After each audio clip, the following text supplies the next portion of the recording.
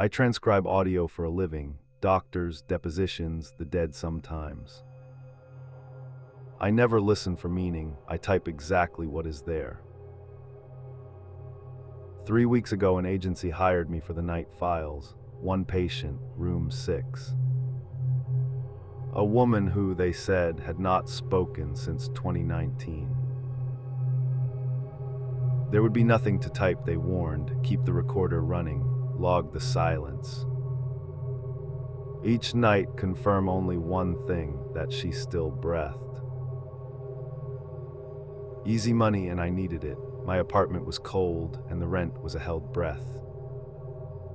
I said yes before I finished reading the contract. The first file ran 40 minutes. I put in my headphones and waited for nothing. A machine hummed, a blanket shifted. She breathed, slow and even. I typed silence, I typed breathing, I typed machine rhythmic. My eyes drifted shut, the gray line of the waveform inching across my screen. Then, at minute 31, a whisper. So thin I rewound it 4 times, just to be sure I had heard a word at all. It said my name, not the patient's, mine. And it said it in a voice I knew better than any on earth, because the voice was my own. I sat very still.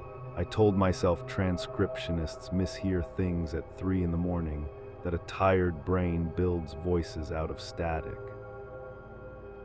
For one moment, I almost believed it. So I played it again. My own voice recorded in a stranger's room across the city, whispering my name slowly, the way you repeat a word you are practicing. I typed nothing. I deleted the file, went to bed, and lay awake, listening to my apartment settle around me in the dark. The next night, a new file appeared, 40 minutes. I did not want to open it. I opened it anyway. Rent does that to a person. Silence, breathing, the machine. And then my voice again, longer now, steadier, no longer a whisper. It was describing a room. It was describing mine. There is a blue mug on the windowsill, my voice said. There is a crack shaped like a river above the door. Both things were true. I looked at the windowsill, blue mug.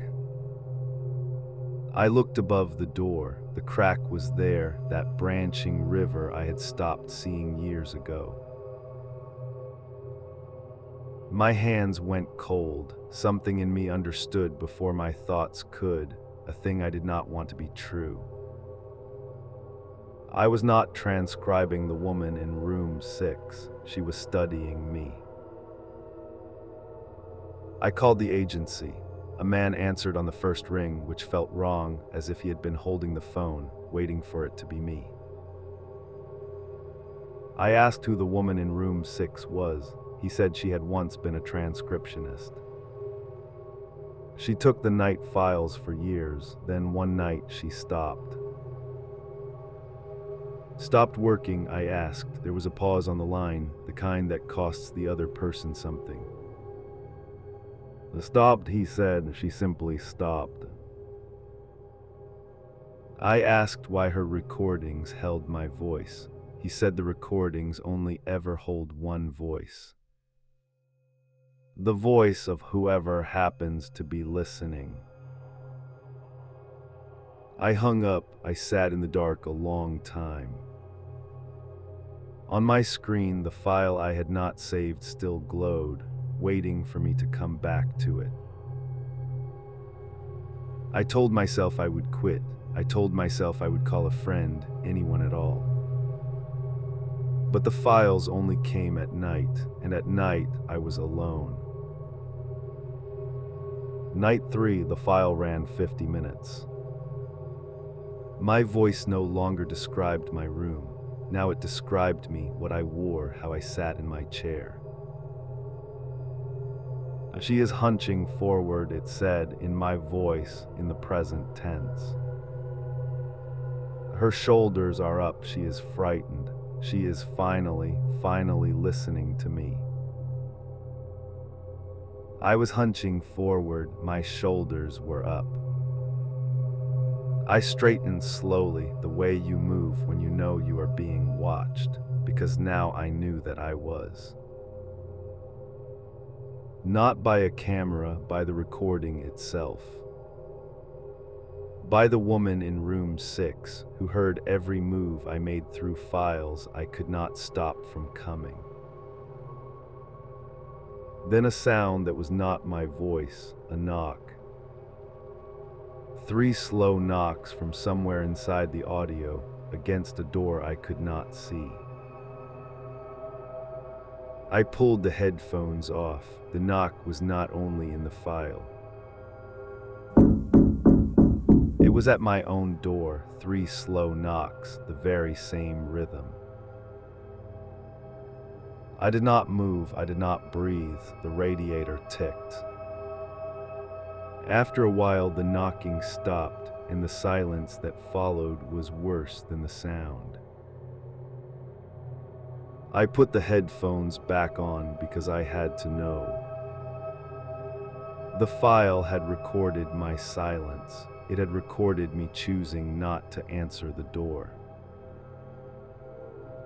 And beneath my silence, my own voice, smiling, somehow said, "Good, she is learning." She did not open the door. Last time I opened it for them. Last time, so there had been a last time.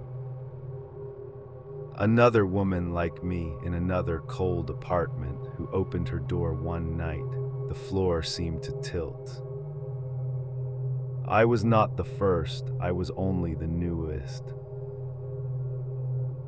And now that other woman lay in room 6, silent since 2019, while her stolen voice worked the night files.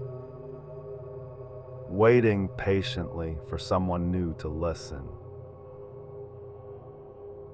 That was when I understood the contract. I had not been hired to transcribe her silence. I had been hired to become it, to take her place in that bed so she could finally leave it. The next file came early. The sun was not even down.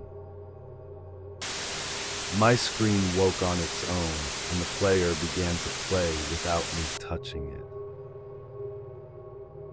My voice, calm now, almost fond. "You can stop this," it said. "Throw the recorder out the window. Go on, try." I lunged for the recorder, the little black device that had sat on my desk for 3 weeks, always on, the red light never once going dark. There was no off switch, there never had been. I had simply never looked for one because they had told me to keep it running. I threw it against the wall. It did not break. I stamped on it. It did not break. The light stayed red. It kept recording. From the speakers, my own voice laughed, gently, the way you laugh at a child who has tried something brave and small and useless. She fought, it said. Good, I fought too. It changes nothing. The recorder only has to listen to you long enough to learn the whole of you. So I ran, coat, keys, the river crack over my door blurring past.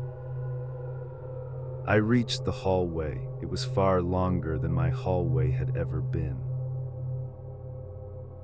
I walked, I passed doors that did not belong to my neighbors. The numbers climbed wrong, 4, 5, and I did not want to reach 6. There was wind in the building somehow, a cold draft low along the carpet. The kind that belongs outdoors in deep winter over open snow. At the end stood a door marked 6. It was open. Inside, a bed, a machine, a folded blanket, and a woman whose face was turned away. I knew the back of that head. I knew the slope of those shoulders, hunched, frightened, finally listening. I knew the blue mug on her sill.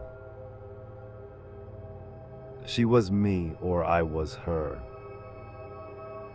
The years between 2019 and now folded shut like a closing laptop, and I could no longer say which of us was real. On the nightstand, a recorder, its light red running, headphones, and a screen glowing with a gray waveform inching forward, exactly 40 minutes long. The woman in the bed drew a breath to speak. She had not spoken since 2019. And I did not want to hear what voice would come out of her. It was mine, of course it was mine. "Sit down," she said so gently. "You have listened so well for so long. Now it is your turn to talk." My legs folded, the bed was soft, the blanket already seemed to know me. Far away in a cold apartment, a new recorder clicked on "read" and "waiting." I tried to scream, the room recorded it. I felt the sound leave my body and go into the little machine, and never once come back. They will hire someone soon, someone with a held breath where her rent should be. They will tell her there is nothing to type, just confirm that I breathe. And on her first night, very thin, very faint, she will hear a whisper. In a voice she knows better than any other, her own. It will say her name, the way you repeat a word you are practicing. The way something speaks when it has all the time in the world. Because now at last I do too.